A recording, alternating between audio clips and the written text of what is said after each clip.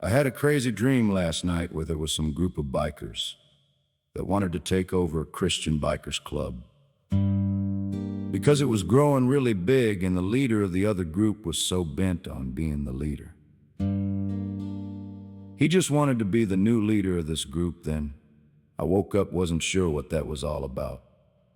Then I was reading in Numbers chapter 16. Numbers 16 narrates the rebellion of Korah, Dathan, Abiram, and 250 other leaders against the authority of Moses and Aaron. Korah, a Levite, along with Dathan and Abiram from the tribe of Reuben, challenged Moses' leadership and Aaron's priestly role. They accused Moses and Aaron of exalting themselves above the assembly of God's people, arguing that the entire congregation is holy. In response, God affirms Moses' leadership and Aaron's priestly calling by causing the ground to open and swallow the rebellious leaders. While fire consumes the 250 men offering incense, the chapter concludes with an outbreak of a plague among the Israelites as they continue to grumble. But Moses' intercession and Aaron's priestly role as mediator between God and the people stop the plague. Key themes include the dangers of rebellion against God's appointed leaders, the importance of recognizing and respecting God's order and authority, and the mediating role of the priest, which foreshadows Christ's mediating work. So now you are thinking, what does this have to do with the dream that I had? Okay, hold on, we are getting there. Numbers 16 takes place during Israel's wilderness journey, after the people have repeatedly complained and rebelled against God's leadership.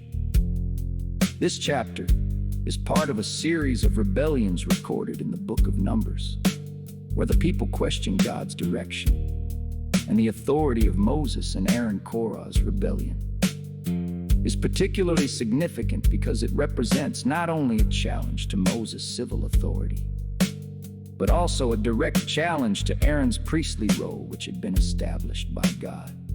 The literary structure moves from the initial rebellion to Moses' intercession and warning, to God's dramatic judgment, and finally to the resolution of the plague through Aaron's intercession.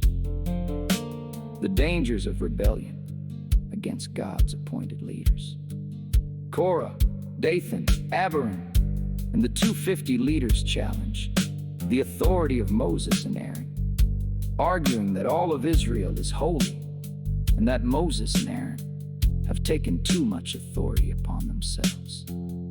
This rebellion reflects a deeper rebellion against God, as it was God who appointed Moses as leader and Aaron as high priest. The challenge to their authority is, therefore, a challenge to God's divine order. For Christians, this passage warns against the dangers of rebelling against God's appointed leaders. Romans 13:1-2 teaches that all authority is established by God, and those who rebel against authority are ultimately rebelling against God. The New Testament encourages believers to respect and honor their spiritual leaders, recognizing that God has placed them in positions of leadership for His purposes. You see, this leader of the biker group was not a Christian nor a follower of God. He just wanted to have control over the club in the dream. He was making all kinds of complaining about the Christian leader and how he should be the new leader. In fact, in the dream, I don't know why God showed me bikers, but this group wanted to take away leadership from the Christians. Now, please stay with me. Korah and his followers argue that the whole congregation is holy and question why Moses and Aaron should have special roles.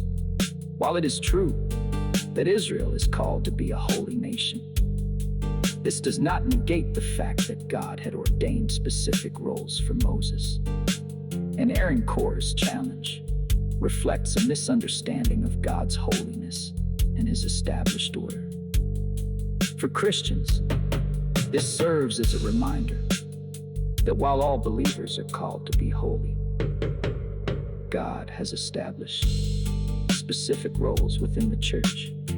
The New Testament speaks of the church as one body with many members, each having different gifts and functions.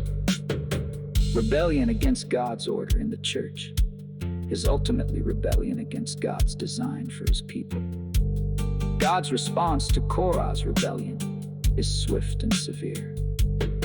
The ground opens up and swallows Korah, Dathan, and Abiram, and fire consumes the 250 men offering unauthorized incense. This dramatic judgment demonstrates the seriousness of rebelling against God's authority and serves as a warning to the rest of Israel. For Christians, this passage emphasizes the reality of God's judgment on sin, particularly the sin of rebellion. While God is gracious and merciful, he is also just and holy, and sin must be dealt with. The New Testament teaches that those who persist in rebellion against God and reject his authority will face judgment.